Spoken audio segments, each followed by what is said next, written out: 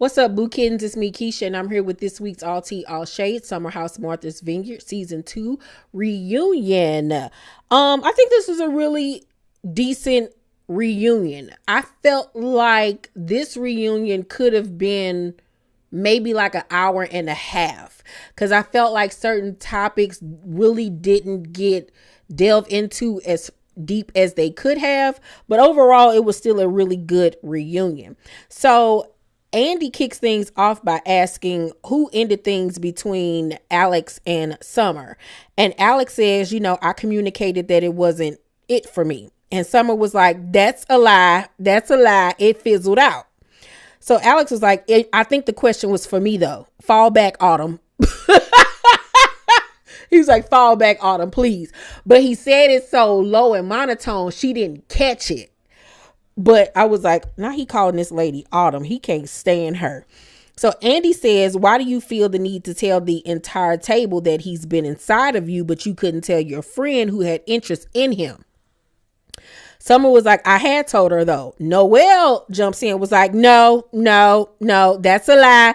That's a lie. So they start going back and forth about, I did tell you. No, you didn't. I did. No, I didn't. Yes, I did. No, you didn't. Andy has to get them to stop at some point. And Summer says that she told Noelle that they'd hung out. And she thought that she understood what that meant. Girl, we black. We don't understand all that. We hung out. We hooked up. No, black folks say I let him eat the cootie cat. I gave him some awesome jawsome. We just kissed. He just came over. We watched the movie. That was it. Like, don't nobody know what that mean? What you talking about? We hung out. Hung out for black people mean we just kicked it. Literally. That was that. So, girl, stop. So Jasmine agrees that Alex is not an F-boy. She doesn't think that he is. I don't think that he's an F-boy either. I think that he's very clear about his intentions and what he wants from whomever he's seeing at the time. But y'all just know how I feel about anybody that sing, do poetry, wear them beads, got a beard, got a low cut. They full of they gonna play with your heart, okay?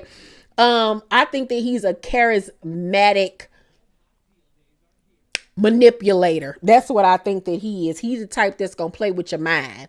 You know what I'm saying? And I guess that could be called an F-boy. But yeah, I just don't trust them, child, because they the ones that you think that they're good guys, and then they be the ones that head up. Look at Summer. Look at Summer. Look at Noelle. Had Noelle down there to the bar looking stupid, trying to holler at this man. And he had to turn her down real quick. And she went home crying.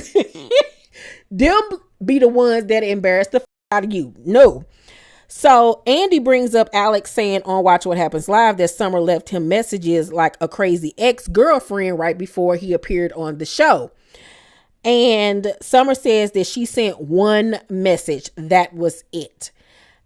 I want to know what that message said. Like, was she trying to coach him on like what to say about her on Watch What Happens Live? Was she trying to warn him? Don't say nothing crazy about me. Like, see, like stuff like that. We didn't get a follow-up question, like what was said and all that type of stuff. Noelle and Summer say that they're not cool like that no more. They're just cordial. And Noelle says that Summer's stories don't align with the truth. And Alex agrees. Yeah. So they're not friends anymore. Now for Noelle, I really don't blame her. Because of the way that Summer treated her during the vacation. But what's funny to me is that even still at the reunion, Summer act like she had an attitude with Noelle. Like, she ain't do nothing to you. You the one that disrespected her. This is why I just don't understand about Summer, because later on in the episode, she crying and boo-hooing, talking about something she was wrong, but then you got an attitude when people confront you about your book. I don't understand it, but okay. Amir says that Natalie does trust him. And we always like, with what? Her car keys? Like, you think that's trust when you're literally afraid of this woman? She questions you, got an attitude every 5 minutes. Girl, okay. Like, he is so whipped. He is made, honey. Like, that girl is walking all over him. And I'm low-key enjoying it because that's what you get. Justice for Mariah once again. This is God's way of paying you back for what the fuck you did to that beautiful black woman. Because you didn't allow this to come into your life and roof. Amir says, because Andy was like, you think that's trust? He was like, well, we've only been together like a year, it's building trust. Boy, shut up. So Andy was like, when she said that she makes in a month what you make in a year, it came off disrespectful. He was like, I don't mind because I choose to be with a powerful, successful woman. Like, this man gonna make any excuse that he can think of to defend this white devil. Andy says, well, who here thinks Natalie is the right one for him? And it is crickets. Somebody was like, well, I think they cute together. So then, and that led to like 3 other people saying that they look cute together, but they don't think that they need to be together. You could tell Amir was hurt by this, but it's just, did you on the show? Like, okay. He then goes on to say that things are very serious between the two of them and that they're closing on a house after a year and a half of being together.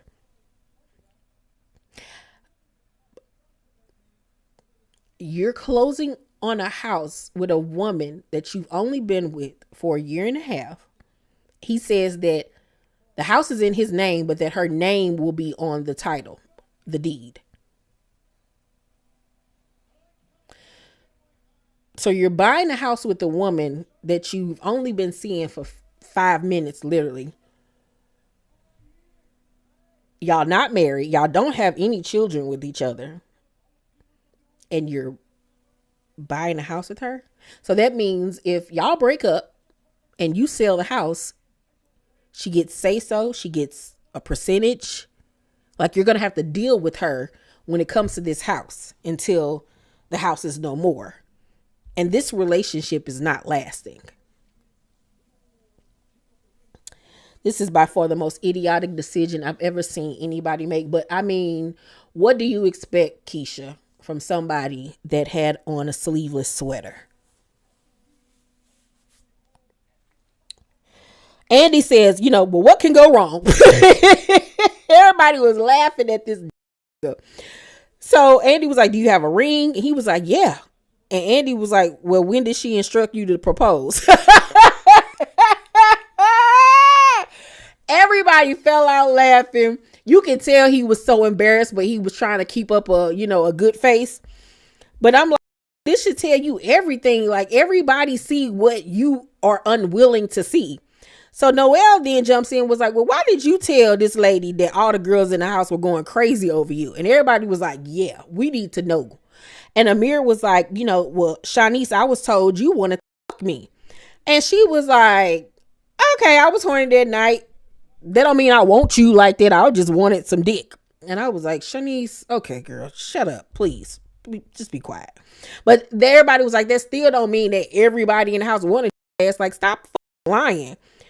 Then we get to Summer's segment, and she cries after seeing her montage and apologizes for her behavior and says that she didn't know how to handle it or how to confide in people.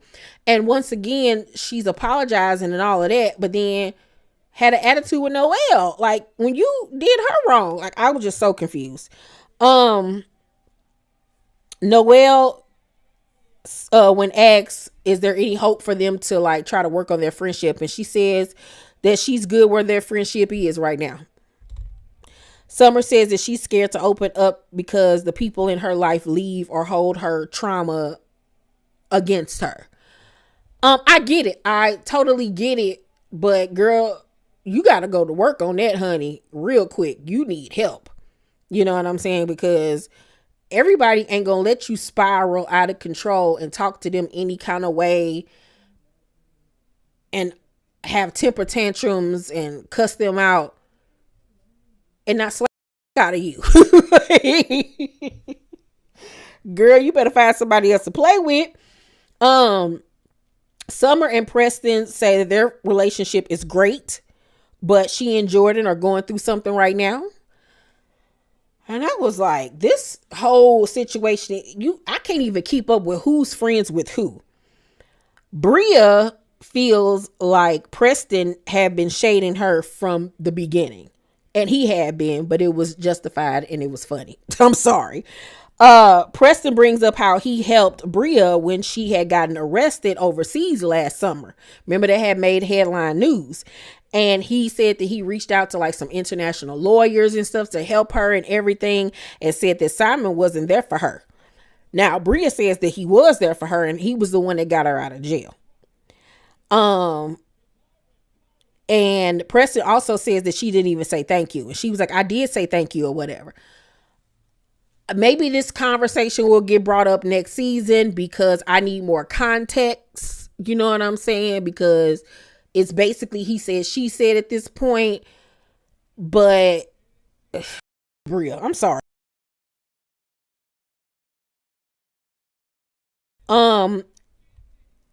Andy says that some people think that Simon is using Bria for clout.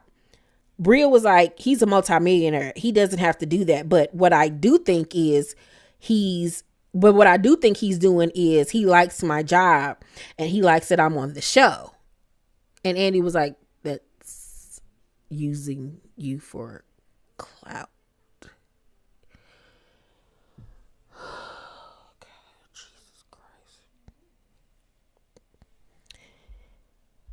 She also says that she feels like she can marry him and not feel like he's her soulmate. People do it every day. To each his own. To each his own, child. To each his own. Girl. The fact that I saw you say on live television that your soulmate is in Tribeca and he's a real person that's alive and well, and that he's not your soulmate, Simon isn't your soulmate, and y'all still together, tells me everything I need to know about their relationship, child. Then we get to Jasmine's segment, and Andy asks, who is the person who hasn't been there for you before and after your pregnancy? Jasmine says that she didn't like the comment that Jordan made, where in her confessional she assumes that this is Silas' first baby. Jordan apologized to her, but it still bothered her. Which it would, because it was an unnecessary dig. You know what I'm saying? If anything, I would think that you would take the moment just to be happy for me giving birth to my first child, despite however you may feel about me at the time. You know what I'm saying? Andy was like, ladies, what caused the rift with Jasmine? Talking to Bria, Jordan, Shanice, and Summer? Was it Summer? She might have been there. I don't know. Nobody can give her an answer except for the fact that they didn't invite her on the trip because she and Jordan weren't really speaking. And they basically ran in behind Jordan. And since Jordan and her were in a pickle, Shanice says that she just didn't want any drama. It's to me because all this season I have been wondering, like, what did this girl do to y'all that was fucked up that y'all not with her no more? Was Jasmine annoying last summer? Was she like puppet mastering conversations and hookups? Yes. Was it annoying as yes. Was it enough for me to be like, I don't her no more, she not my friend? No. So it was weird to me, the switch up, especially from Jordan. You know what I'm saying? It was so weird to me.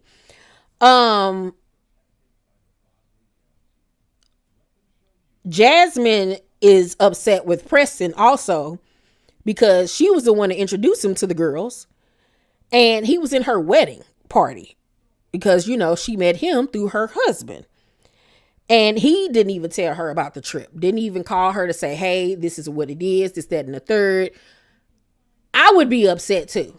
I would most definitely be upset. Preston had an attitude though, and was getting smart with her, but Jasmine was holding her own. I was really proud of Jasmine, because Jasmine was not letting up off their asses. But I was very shocked at the way that Preston was coming back at her. You know, it was very weird to me. It was so weird and cliquish. Meanwhile, Jordan didn't really say much of nothing this whole reunion. Like, she didn't. This was a horrible season for Jordan. She didn't have no storyline except for her hair loss. She really didn't talk much. Like, she was just a background player this season. Like, yeah, I don't know what the going on with her. Jordan felt that Jasmine was being inauthentic season 1 and trying to sell her off to Amir. We all can agree with that. But Jasmine says that they need to check each other moving forward, and that she basically in a roundabout way feels like Jordan is used to the old her and she's about evolving, and she has evolved into a wife now and a mother. Like, I can't be the same person I was 6 years ago, and you need to get that and understand that.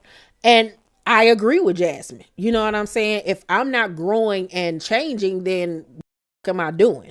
You know, I can't just be out here going out to the clubs and doing all the same stuff that I used to do. I'm married now, you know, and I don't know if it's just a thing that she can't stand Silas. She might be jealous of the fact that Jasmine got the husband now and ain't struggling and stuff no more. I don't know, but it's very weird the way that Jordan is moving towards Jasmine. It really honestly is. But she was getting Jordan together real quick, and I was like, ooh, okay. So then Nick's segment is the last segment, and he says that after he watched the show back, he did not like what he saw. Bria, however, still feels like when he's drunk, he probably one of the girls. I think so too. We all know that he would, very much so. Nick brings up her asking him to sleep with her in the bed. Like, you actually asked me to get in the bed with you and co-sleep.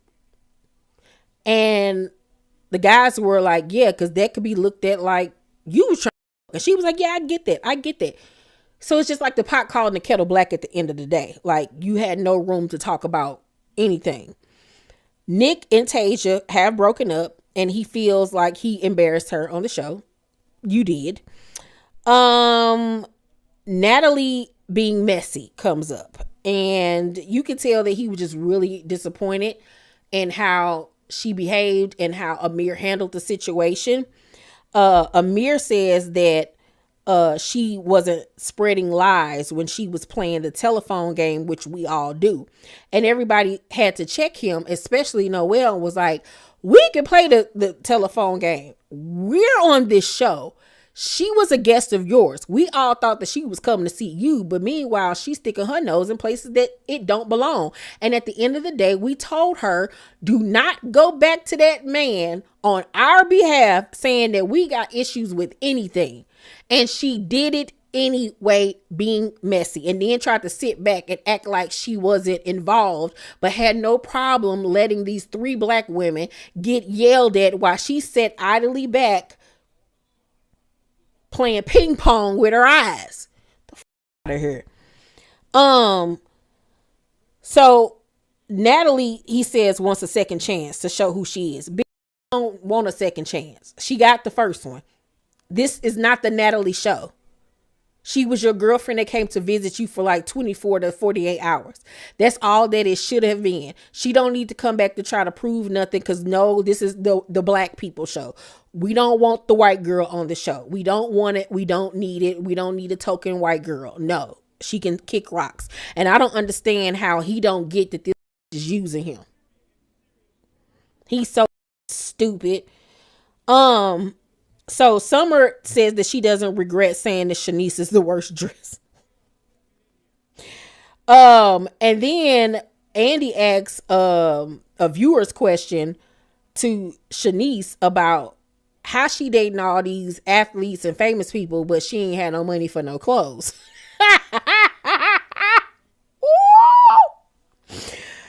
And she was like, well, I just, we just have sex or whatever. That's what I'm in it for. It's not about getting money. And we all looking at her like, that's what it should be.